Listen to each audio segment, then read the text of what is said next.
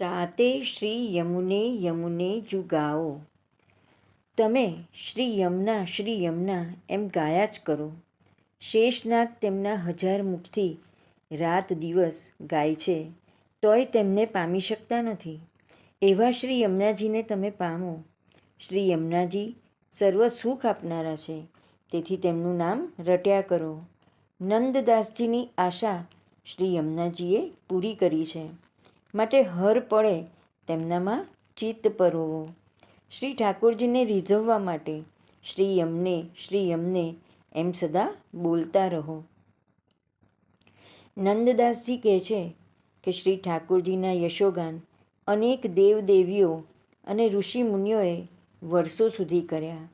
એ સૌમાં શેષનાગજીએ તો રાત દિવસ 1000 મુખથી શ્રી ઠાકોરજીના ગુણગાન કર્યા. શેષનાગજી શ્રી ઠાકોરજી પર સતત છત્ર કરીને સેવામાં તત્પર રહેનાર છે. સેવા કરતાં કરતાં 1000 મુખથી રાત દિવસ શ્રી ઠાકોરજીનું ગુણગાન કરે છે.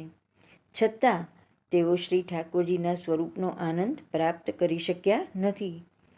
શ્રી ઠાકોરજી તેમની નજીકમાં નજીક હોવા છતાં શ્રી ઠાકોરજીની રસાત્મક લીલાઓનું સુખ મળ્યું નથી.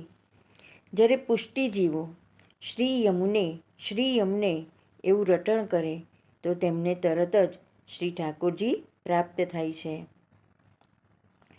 આમ ઉદાહરણ આપીને નંદદાસજીએ આપણા મનની શ્રદ્ધાને દ્રઢ કરી કે શ્રી યમુનાજીનું ગુણગાન નિરંતર કરતા રહેવાથી જરૂર શ્રી ઠાકોરજી પ્રાપ્ત થશે જ.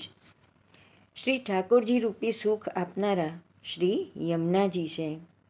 નંદદાસજી ખૂબ પ્રેમથી વિનવી રહ્યા છે કે તમે શ્રી યમુનાજીને ભૂલશો નહીં.